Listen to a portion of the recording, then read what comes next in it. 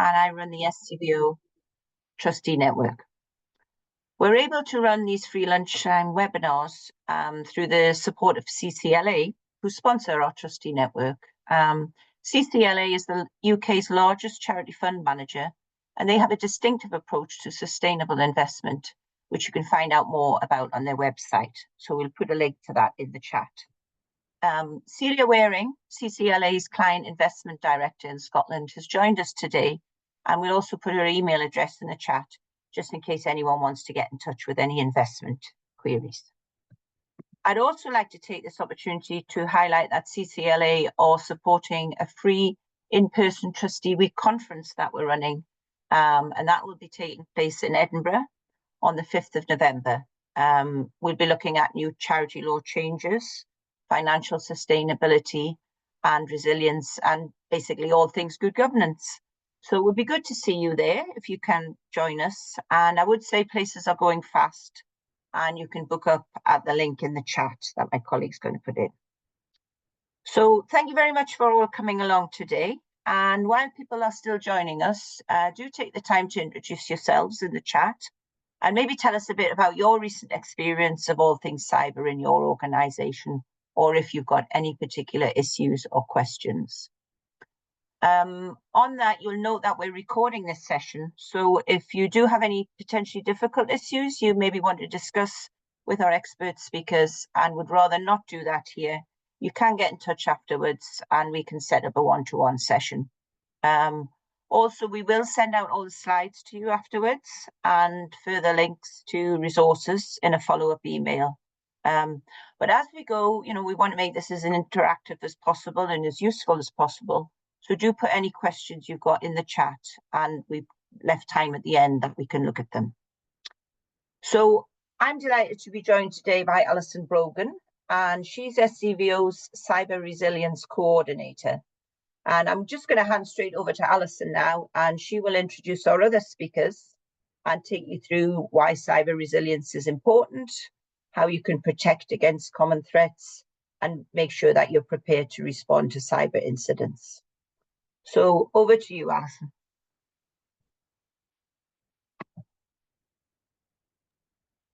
Thanks, Tracy. Hopefully I've shared my screen. So as Tracy said, my name is Alison Brogan and I'm the Cyber Resilience Coordinator at SCVO. I work with the Scottish Government through the Cyber Scotland Partnership, coordinating a programme of work to help improve cyber resilience within the third sector. We've got a couple of speakers here with me today. So Norman, would you like to introduce yourself first?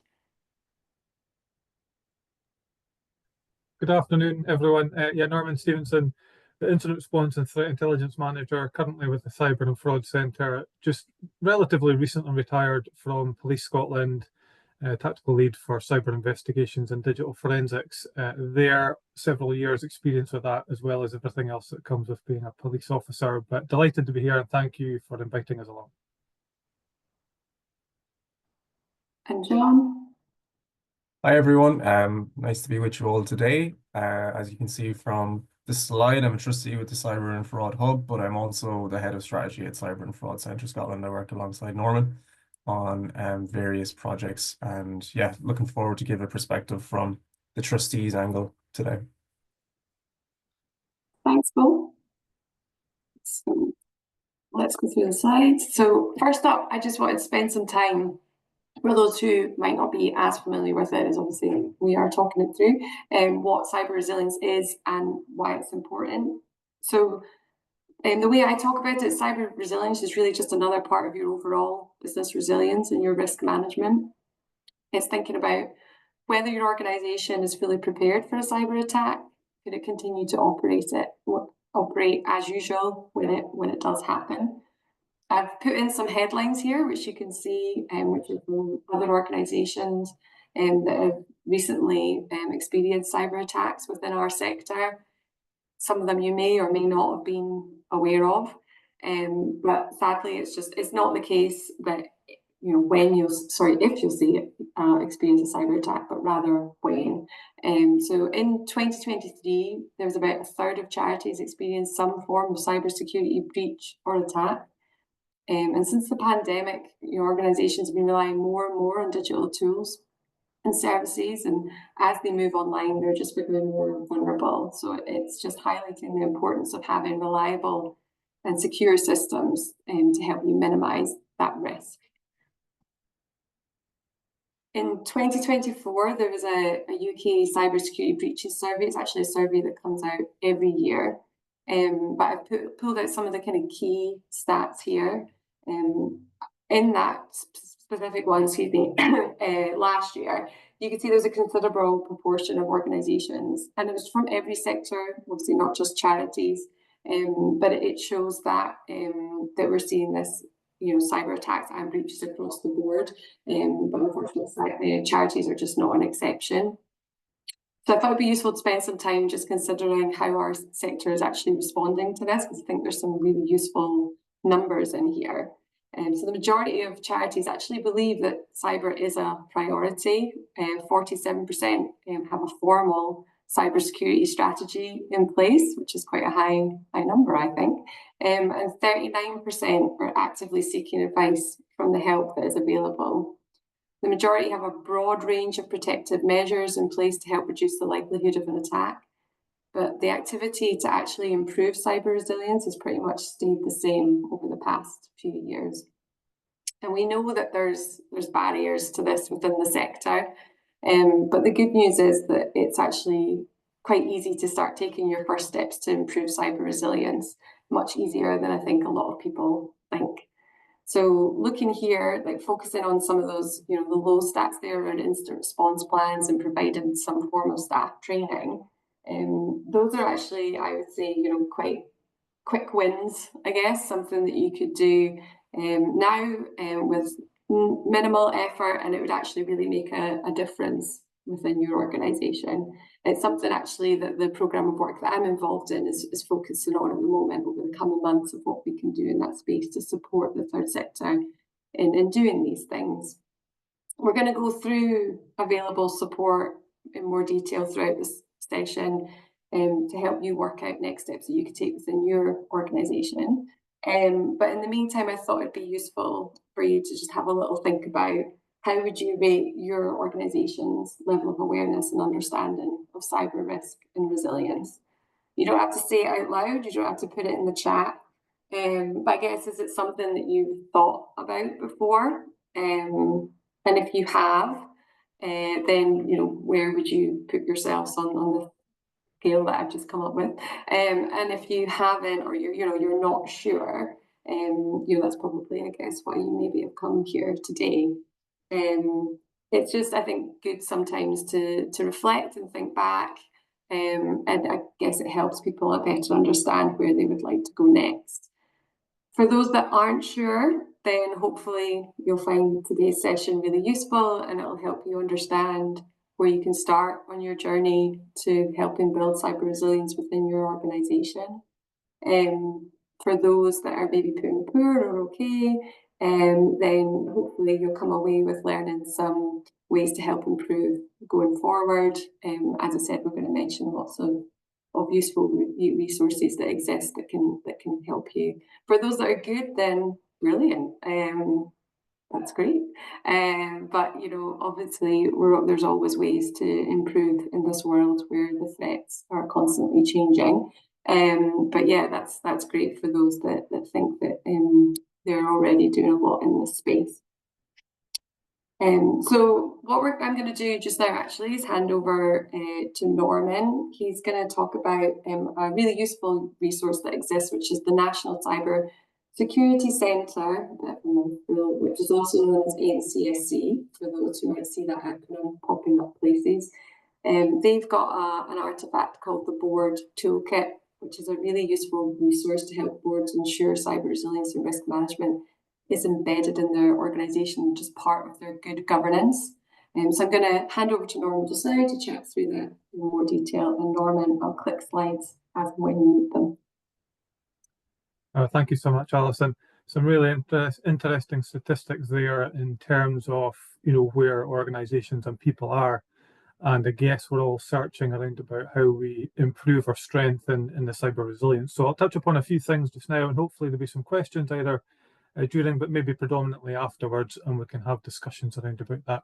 As you talked about the National Cyber Security Centre, really I see them as a kind of public face of MI6, you know, all-knowing being, and really those cyber incidents at the highest level and most in-depth with, you know, that highest risk, they are seeing that, and you know, they're learning from it and they're sharing the information. When you look at the resources, it can sometimes be difficult to understand where best to look.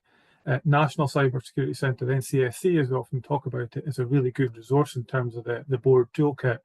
And in terms of the SCVO and indeed ourselves, the Cyber and Fraud Centre, we try and take that information along with our learning and make it as publicly available as possible in a digestible way, because there's a lot of information here to take on for everybody.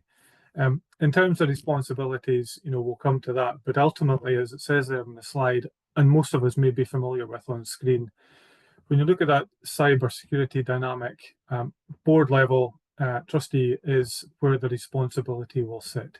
In terms of the strategy that's set, how that plays out and is delivered, and indeed when the worst case scenario happens and that response, yeah, there's that operational and tactical response. However, the decisions are often made at board level or executive level, and they are the decisions that, you know, you will be held to account on. There's no doubt in terms of organisationally, I can't think of any that don't have some digital aspect. We've all got that in our lives. There is no doubt about it. So we understand the impact of that. It talks there around about cost, and there is the financial cost, there's no doubt. I'll come back to that. But we've also got to bear in mind the human cost of when an incident happens, both in the heat of battle, as I might say, but also the impact it can have both the people that we're supporting, as well as the staff that are in the organisation as they work through that and going forward. So if we don't get the preparation right and the planning right, then it's impact on people that can sometimes be the highest cost. But yes, financially, there's so many different costs that can be incurred. One cost that I hadn't actually seen before and how it impacted the business was a business that was in the construction industry where they had come through to a fairly significant cyber incident. There's a ransomware. However, the bank could no longer support them having been the victim of a ransomware. The banking sector could no longer support them as a business because of the risk and maybe because it had played out. And that was the cost to the business, that they couldn't continue going forward, and you know, that business folds, etc. So it was just an interesting dynamic for me when you look at the funding to the business and how that might go forward, or the organisation, how that can be impacted, even though you've come through the other end. But there's no doubt in that moment, whether it's to respond, there will be a cost from an incident response perspective. There's a cost in terms of lost business, some other support you might need from partners as well as stakeholders, etc. And thereafter, should the worst happen, the cleanup, as it might be referred to, and how you get billed on that will be having a significant cost. Mentioned reputational damage will probably speak for itself, but that can have such a catastrophic effect in itself that affects the organisation or the business. Interestingly, there was a business recently whom had sent out an email advising their stakeholders, their partners, their supply chain, that a phishing email had been generated from their domain. And I thought that was a really interesting approach to trying to get on the front foot. But even that in itself will have had a reputational impact on that company. But I see that as a positive way in terms of what they were trying to influence and protect others around about as they dealt with what effectively was a phishing email going out from their domain. So, sorry if I can go to the next slide, Alison. To come back to the board, the toolkit from the NCSC, which we deliver on, and in terms of others do that, it is there to give you guidance. It talks you through in a very good and clear, concise way the issues you're going to have to think about in advance, the strategies you're going to have to set. It talks a lot about culture in the organisation amongst executive level and indeed people. but it does take you through that in a really good way. Clearly, it's a board toolkit, so it's designed effectively for board and executive level. However, there is learning across that into the deeper into the organisation. And also, if you've got a board and then a board of trustees, board will generally hold that responsibility, and the board of trustees will be there to support. But it is aimed at that cross section, so that everybody is aware of the expectation on them, roles and responsibilities, the impact, and how to actually work through it, which we'll probably touch upon again. As it says there, it is available through the National Cybersecurity Centre website for reference. So how can it help? Well, and I am not a technical person, so it helps me understand the wider impact, the strategies you need to set, and what you need to put in place. It also helps me understand that there is a responsibility in a sort of technical or an IT support. However, they will be very busy in the heat of the moment. So it gives you an understanding as to what they will have to deal with if you don't have that already. But I think more importantly, it helps you understand what you've got to deal with, bearing in mind there's a technical element to what you need to understand. It might be around about backups. There's been questions before around about surely an organisation can recover quite quickly and fairly straightforward from backups. However, in my experience, as I've supported businesses in policing, how can you assure yourself backup is safe? There's obviously some technical measures that can be put in place, but even with some of the bigger organisations we've supported, they've actually taken days, if not weeks, to assess how safe their backups are, depending on what has happened. So you need to, it gives you that understanding. As a board, it helps you think in advance, hopefully, of something happening around about, as I said, those things you need to put in place. The questions you need to ask of the organisation, are they in place? How does that look? How is that actually playing out? And also it enables you to inform others in the organisation so they understand the expectation that's on them in order to assure for the wider cybersecurity protection that should be in place. And obviously that encourages the crucial conversations, whether it's in board meetings, on agendas, as part of risk strategies, on your risk register. But it is important that it is talked through in all dynamics, in all spaces, so that we get this right. Next slide, please. As it says there, it gives you an introduction to cybersecurity in its wider piece, but it does break it down. It's not in the slide here, but one of the sort of main sections that is then broken down into 3 sections talks about creating the right environment in the organisation. And we'll talk about culture, the correct environment, a positive place where people can flag something up very early. If things aren't going right, they can obviously call that out and something can be done about it. And equally, that the right information can be understood so that the right decisions that can be made. And that obviously that leads into the next area that it looks at in terms of getting that right level of information in order for the correct decisions or the best decision that can be made in that moment is made. And then the third part is around about how to manage the risks in advance as much as in the moment, and indeed going forward should you be the victim of an attack in any way, shape or form. We'll talk about regulation. In terms of the Information Commissioner's Office, it informs you on who that entity is in terms of data, how that impacts in terms of your organisation, particularly if you've got a data breach or a cyber incident, and your responsibilities to inform the ICO, which most of you may be aware that you have 72 hours from the point of an incident to inform the Information Commissioner's Office. However, we often advise as soon as you think you have enough information, you should advise the ICO.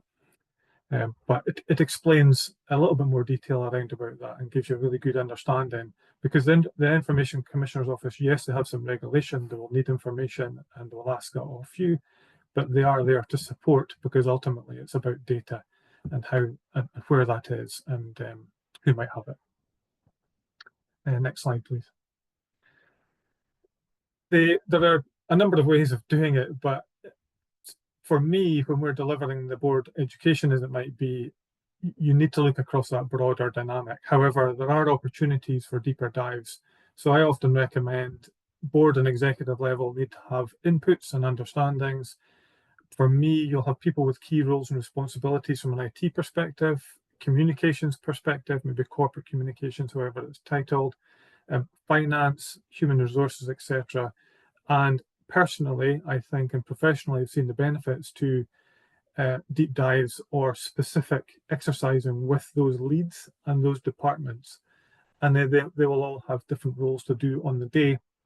And ultimately, it will lead into board and executive level. So that for me is a really good way of looking at it in terms of how you go forward and how the education piece and how people exercise or work through, whether it be a tabletop exercise or something similar. As it says there, the toolkit, it really gives you a good starting point, broad understanding, and ultimately should ensure and enable your organisation to be stronger going forward as you hopefully implement the recommendations which we're all talking about, etc., etc. Breaks it down into modules which are really helpful, which obviously SCVO will help with, and we would also do that too. Internal auditing is quite an interesting one for me. When I speak to IT leads and professionals, they're obviously subject to internal audit, particularly in the public sector and third sector, voluntary and such like, as much as they are probably externally. So, you know, there is a difference naturally, and it's about understanding the impact as to those internal audits versus the external audits. Slide, thank you.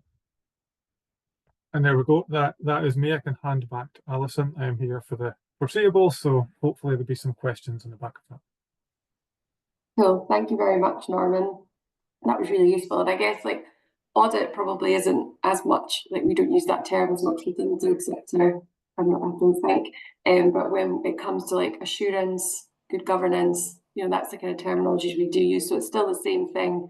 Even though it's used in a slightly different way in that context, but I think that's what they mean by that when NCSC talk about it. It's still, you know, a requirement for us to get that assurance that the organisation is safe, and that's kind of where this comes into its own. So I put this slide in here, which is what I created a while back, but I think it's useful to highlight some of the key concepts from the toolkit, specifically, I guess, for our sector. And I guess the emphasis is on the fact that cyber is not just an IT problem, which I hear quite often, but everyone has a role to play within it. And I guess from your perspective, you know, being on boards, the top one is the most relevant, you know, make space on the agenda for cyber. And, you know, like Norman said, you know, use the toolkit to help get your board thinking about cyber risk in a structured way.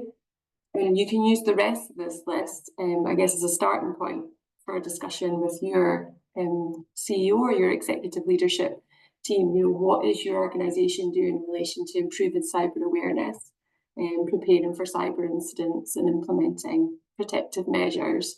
There's lots of free support out there to help them prioritise risk, but it's just letting you have that assurance that, you know, is being considered and action is being taken.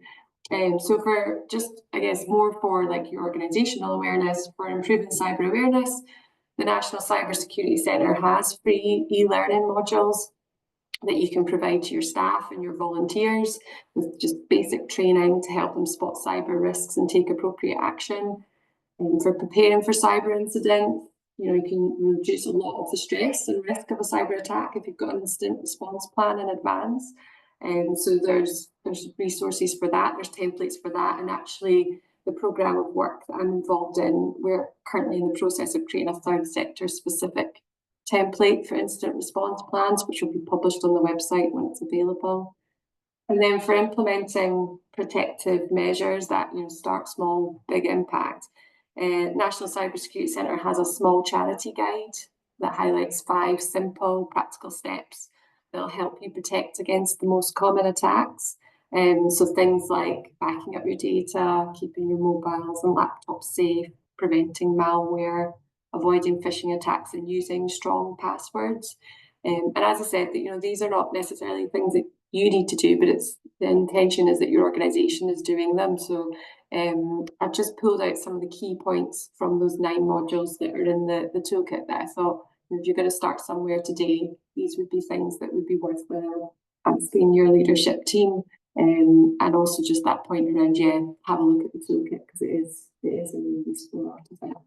I'm going to hand over to John now, who's going to give an overview of what the Hub has been doing in this space. So I'll hand over to you.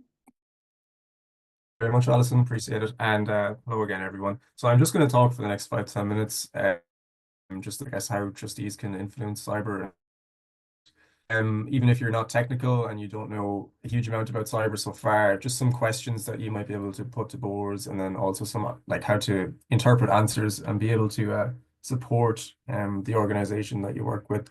It's really important as a trustee to be, inquisitive but not intrusive. So it can be difficult when you're trying to ask the questions that you know are relevant for cybersecurity without knowing exactly what you're looking for in answers.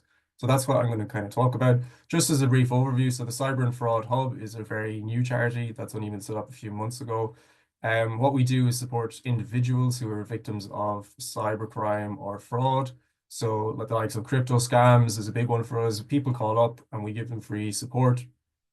We linked in quite closely with Police Scotland, Scottish Government, and loads of different cybersecurity agencies across Scotland, and we just try and support people who maybe don't have anywhere else to turn for the support and assistance that they need, or maybe they don't know where to go to within Police Scotland, and we can kind of speed up those processes. So that's what we do at the Cyber and Fraud Hub. But yeah, looking at like where trustees sort of place and position it is within all the sort of cybersecurity, especially in non-technical roles, or even if you're that well versed in cybersecurity. Questions you can ask to the board or to the organization charity to kind of learn more about it is, the first one will be, what is our current cyber posture? And these, I'm going to start from the perspective that you know nothing about it. Typically, just with that question that Alison asked earlier, if your answer is not sure, chances are you're probably in the no to okay category, because if you're in the good category, typically people will talk about that we are working on it and that we have been doing quite a bit. With cybersecurity, it can be quite expensive. So again, it's something that you might see in finances. So you will know if it's good. If you don't know, or if you know that's not so good or whatever, this is more relevant, I guess, for that. So asking what the current cybersecurity posture is a good question to just make everyone know that this is something that we're concerned about. This is something that we want to kind of talk about more in board meetings or whenever, just get it into the agenda, as Alison said.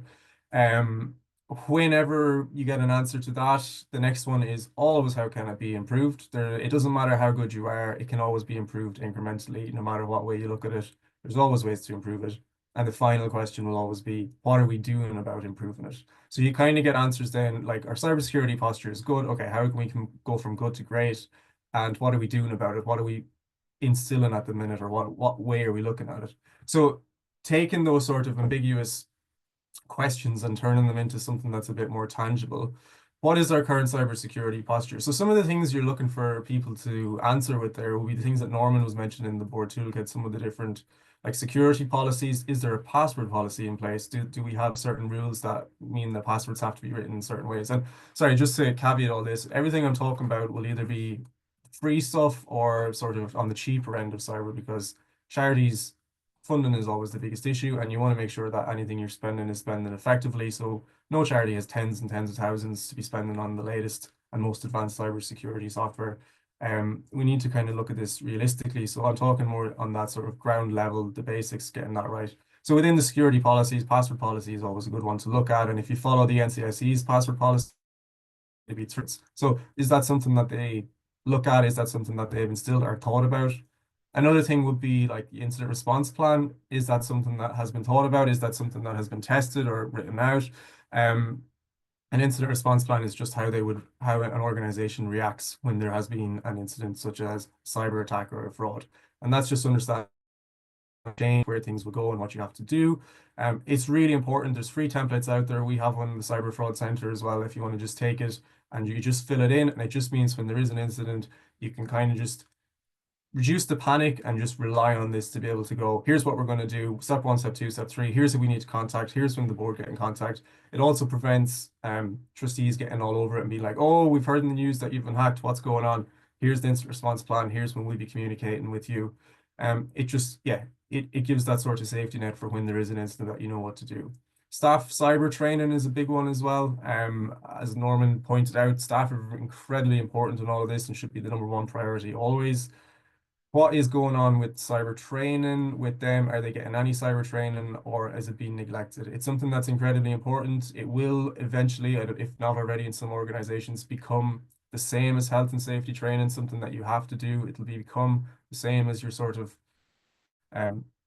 lifting boxes in factories. It will be something that needs to be done so that people understand how to deal with cybersecurity, because everything is online now, everything is digital. We need to be able to manage the safety of being online. In charities who might have sensitive data or incredibly personal data for people that needs to be protected. The next step up from the security training is something called cyber exercising or tabletop exercises. Again, this can be done really, really cheaply or for free. NCSC have a free option called exercise box, which you can do yourself. It's just basically running through a scenario. It's a great way to test your incident response plan, see how well you would react to these things. So that would be something that I would also recommend. These are just, again, some of the things you want to look for when you're getting these answers. You can just put those to them, and these will be free resources that you can find on the SCVO website, or you can find on our website and use them like that. Some other things to consider will be volunteers.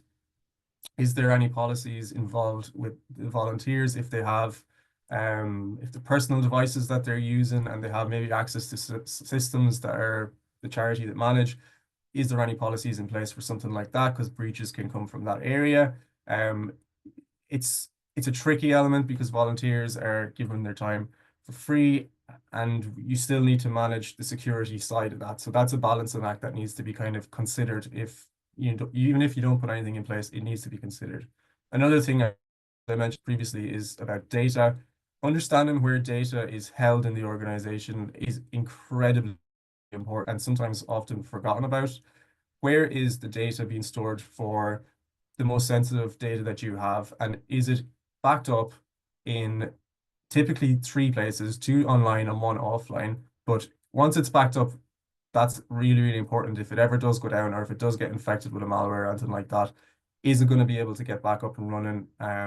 So that's another important one to look out for. How are we managing the data? And obviously with GDPR, that should be kind of taken, priority in terms of responsibility, but something to look for. Another part that I think is really, really important is the role of the board, understanding where you what role a trustee plays in all of this.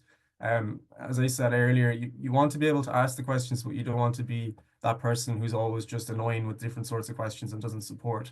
Your role is there to support. Your role is there to try and help the charity become a better version of itself. You're there to try and add your expertise. Sometimes you might want to ask the questions about cyber expertise might be somewhere completely different. So it's important to understand how you can fit in, but where your limitation is, so that you're not causing more barriers almost to get into where the charity needs to get to. A big one as well, back to in the incident response plan, is the role of the board within that.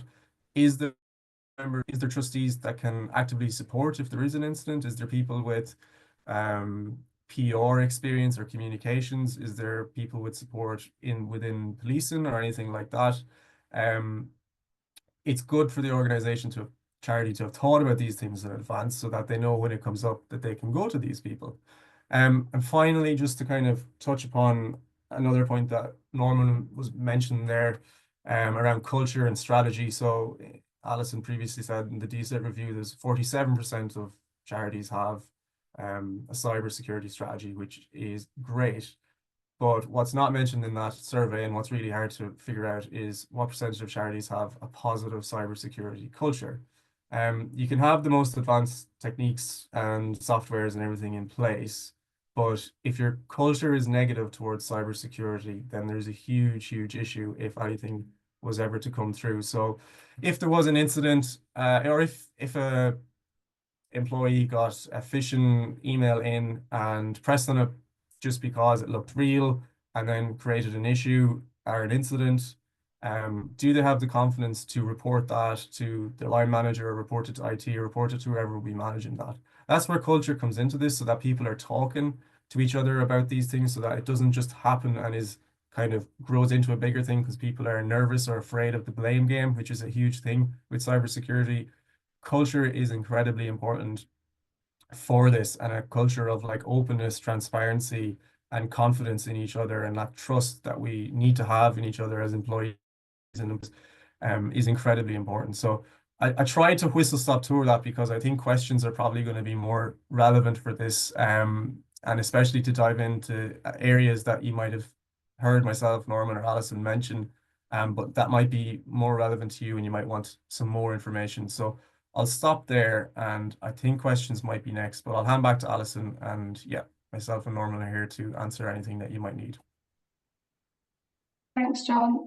Just before we go into questions, I guess just to summarise, so as I've mentioned, there's lots of resources available to help you on your journey to becoming more cyber resilient. The programme of work that I'm involved in around coordinating a number of initiatives to help improve cyber resilience within the third sector. It was just to give a little bit of an overview of that in more detail. So that programme is actually guided by the Third Sector Cyber Resilience Working Group, which is all of these people here. So it's made up of a range of people from across the sector, and they're helping me shape out the initiatives of the programme and really guide me on what it is that we want to focus on to make sure that the resources that we're creating are relevant and realistic for the sector. So it was just to kind of give a wee bit more information on that, and also I guess to let you know about the Cyber Scotland portal. So one of the key focus of the programme since I joined last year is to create a dedicated section on the Cyber Scotland portal specifically for third sector. So creating a single source of truth when it comes to events, news, resources that are available. So there is now a dedicated section on the portal, or the website, I should use that word because people say, what's a portal? It's just a website. It sounds fancier than it is. So yeah, it's got a dedicated page now specifically for third sector, and I'm maintaining that, so it's kind of kept up to date with everything that's going on in the world specifically for cyber. So please, check it out. And we can share the link on the back of this so people have access to that, and share it within your organisations, because as I said, it should be kept up to date with all the information that's needed. I did go through it all earlier and kind of pulled out some kind of highlights that I think are specific to this audience.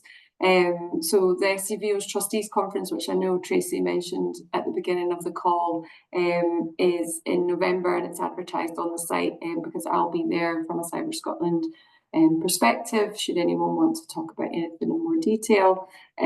So that's on there. We've actually also recently launched a third sector cyber resilience bulletin, which is available through the website, and it's a quarterly update on common threats and the progress of the programme of work to keep people updated as to what's happening, because there will be resources that are delivered by that you will find hopefully useful, and you can use those going forward.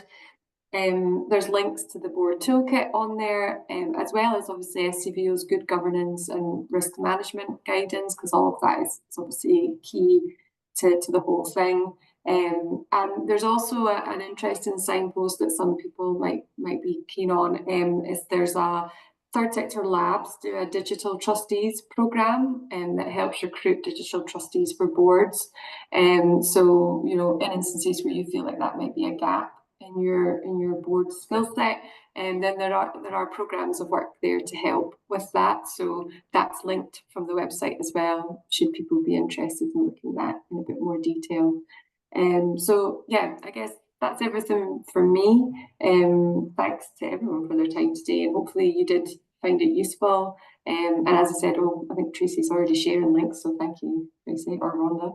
And so yeah, as John and Norman have both alluded to, we just wanted to use some time at the end to open it up to any questions that people might have. Obviously, you're more than welcome to reach out separately after the call, should there be anything, I think as Tracy mentioned earlier, that you want to discuss further individually, or at any time where you feel that you'd like a bit more support when it comes to cyber, then we're here to help. But yeah, I'll open it up to any questions. Thanks, Alison. Lots of links in the chat, but not many questions. So I'm going to ask a one. You mentioned the bulletin that talks about common threats. What are the main things? You know, what's flavour of the month for targeting charities at the moment, would you say? Ransomware is the one that comes up all the time. So you'll see the ones in even the headlines that I put up earlier.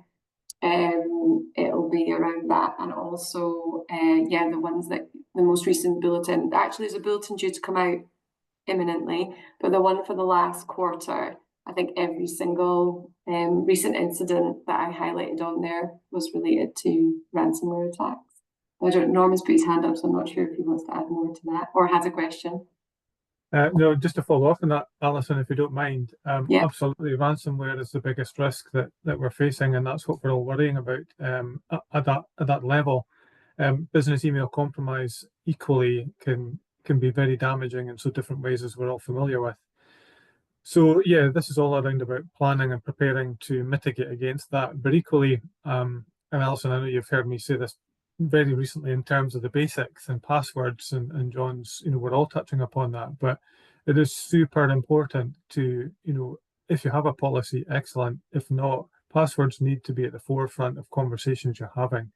There is no doubt for me that everybody has shared passwords across their own platforms in their private lives. And my worry is always that spills out into their working lives. For example, my email address is not difficult to guess from a cyber and fraud centre perspective. From an IT support, we're very fortunate we've got that, but equally, I still need to put the greatest health I can around about my passwords. And anybody I speak to, we're all probably nodding, going, yeah, I can take that away and have a look at that. It takes a long time. There's different mechanisms to help us both privately that we can take into that sort of voluntary sector, as much as there might be support in there that spills out. And I think the other thing to mention is around about, there's very little brute force happening to organizations at the moment. In terms of hacking indirectly, a significant amount is in through those phishing dynamics. And that applies both to ransomware as much as it does email compromise. So no, I'll pause there because I know there's other hands up, but I did want to just come in around about that, if you don't mind. Okay. And I would imagine with those kind of attacks, maybe not all of them get reported anyway by charities. So potentially the numbers are higher than we actually know about. Yeah, very good point. I mean, a couple of years ago, I was referencing 1% of all ransomware attacks is reported in.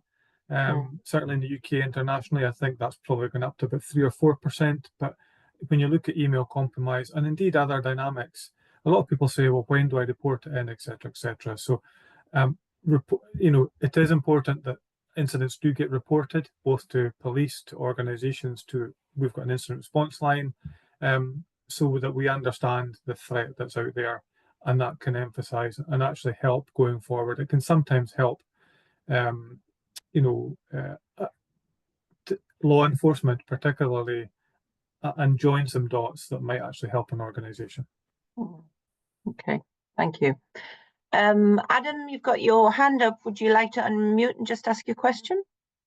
I actually got a couple of questions, but one may be rather simple is, where would you recommend we start? So I'm on the board of directors, and I guess one thing is make sure this gets onto the agenda of the next meeting. It's in our risk register, but I'm not sure the steps we have in our risk register. It's just, I don't suppose it's enough. But do I go to the Cyber Scotland portal, because that looks like a really good resource, or would it be going to cybersecurity toolkit of the National Cybersecurity Centre? Where do I start? That's my first question. You can, so the portal, the website, the Cyber Scotland website will link to, it has a link to the board toolkit. So as I said, we're trying to use that as a single source. So you can go there and then it'll take you everywhere that you need to go from that. But I think the board toolkit is a really good starting point for anyone to kind of, because as Norman said earlier, it goes through the questions that you kind of want to ask the key questions you want to ask and the key considerations. Also, just, you know, some of the points that we've gone through today as well will hopefully be useful in kind of starting that conversation. And if you want any further assistance with it, just let us know. Oh, that's good. That's good. I've got one other, somewhat more specific. Our organization is using a platform to do its project management and manage all the data, the emails. So to what extent do we have to consider that the cybersecurity risks come from that platform, over which we have no control? Do you understand the question? Yeah, I get it, Adam. And Norman can chime in with this as well. This is one of those things where it's up to the risks, sort of how comfortable you are with certain levels of risk in an organization, with what platforms you're using. Typically, any platform you use, whether it's for project management or it's for emails or whatever, you can check up what their security protocols and policies are via their website. So if there was a new software that you wanted to introduce in the organization, you can go onto their website and find loads of information about where they store data, whether it's held in the UK or whether it's held in the US or whether it's in somewhere else in the world. You can find out all that information. You can find out their sort of policies around how often they check and stuff like that. It's quite a difficult one because we have to use something. And typically the larger scale products are the ones that might be safer, but as we've seen with CrowdStrike, not always the case. You know, sometimes accidents do happen and sometimes these things do go down.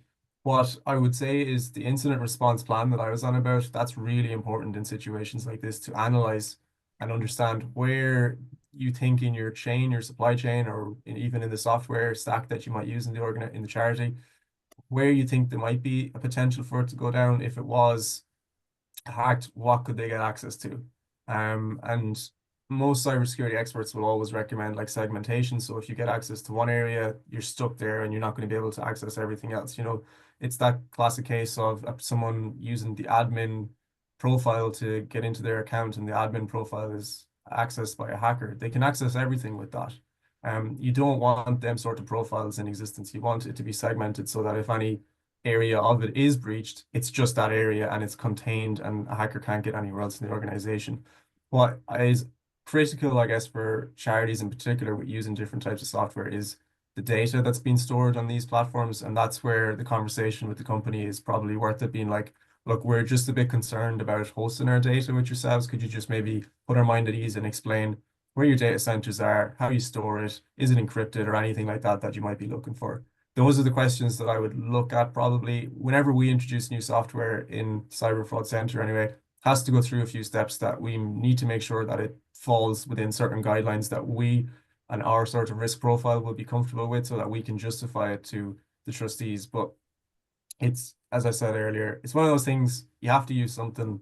You just need to make sure that it's something that is safe and secure. And sometimes if a product is free, you're probably how they're making money out of advertising or whatever. So usually most products that have a small fee are more worthwhile than something that's completely free, which is, I know, is incredibly difficult in the third sector, where funds are always quite low and you have to kind of manage them very well. But that's just something to be aware of, that yeah, if the product is free, you're probably the product. And the classic case of that is something like Facebook, you know, where they just sell advertising to you. That's how they make their money. So that's just something to be aware of. Hopefully that kind of give you an answer.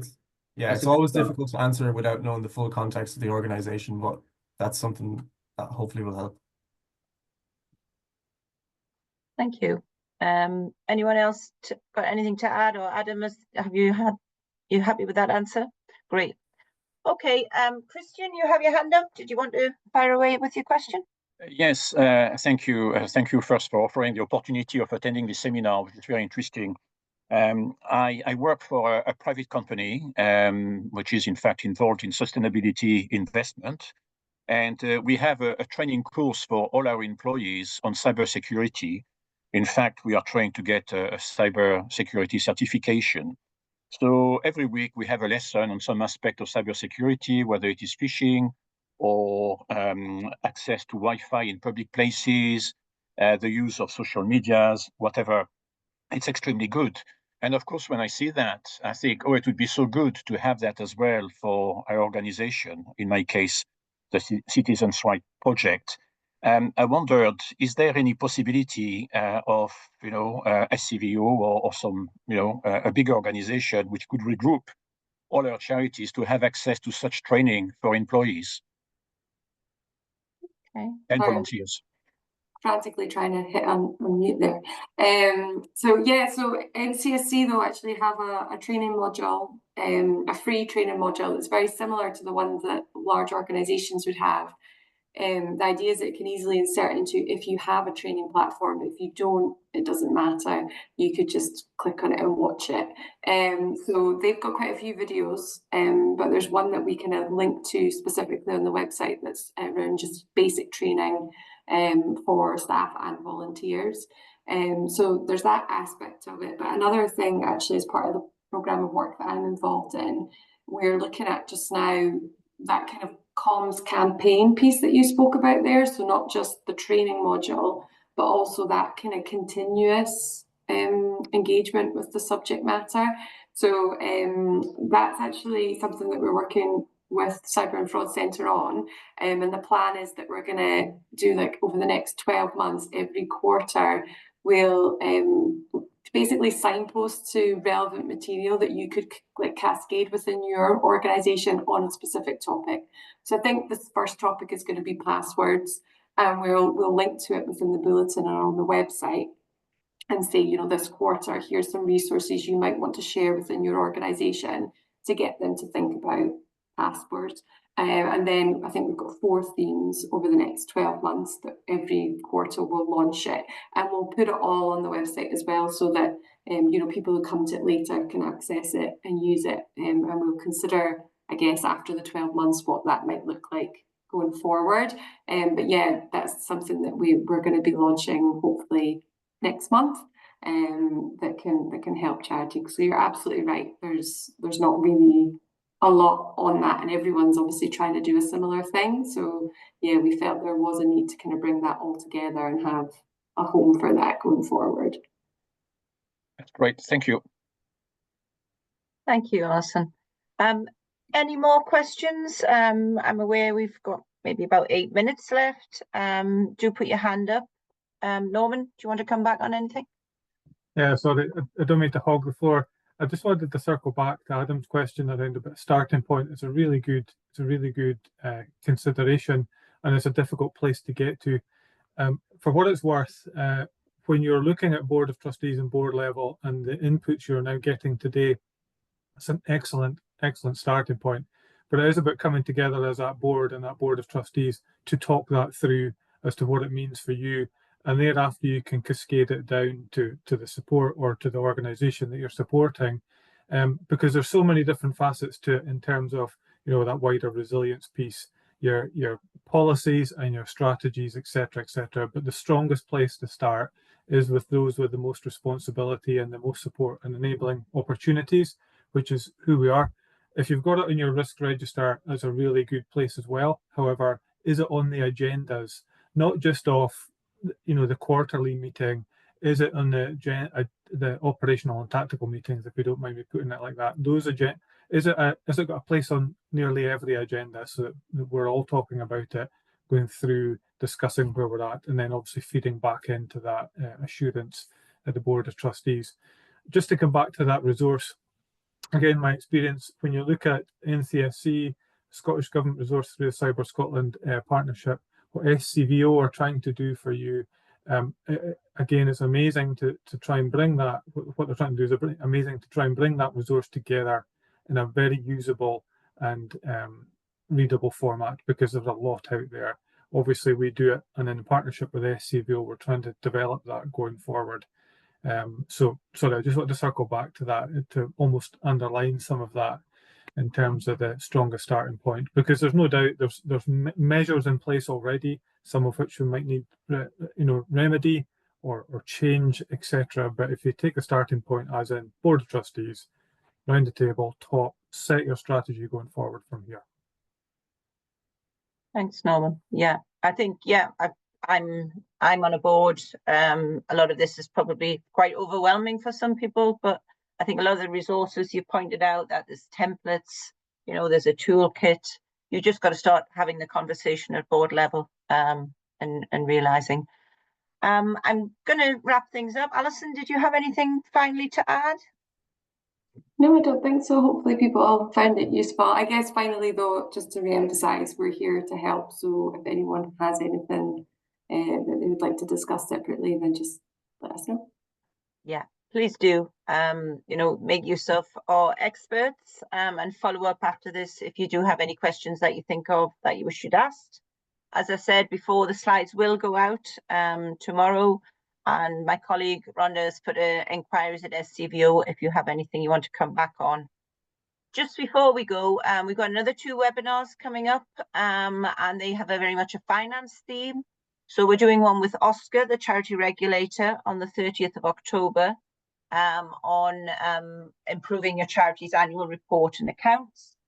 And then we've got one on the 7th of November with our partners Wiley Bissett, and that's going to be on financial basics for trustees. So they're all on our website. If you wanted to sign up, they're free, they're on a lunchtime. And there'll be lots going on in Trustees Week, which is the first week in November. You know, locally, your third sector interface may be doing something. And as I said previously, we do have a conference in Edinburgh, so it would be great to see you there if you can make it. So thank you to all our speakers. I think that was really useful. And just remains for me to say goodbye. I hope you enjoyed it. If you've got any feedback, do let us know. Thank you.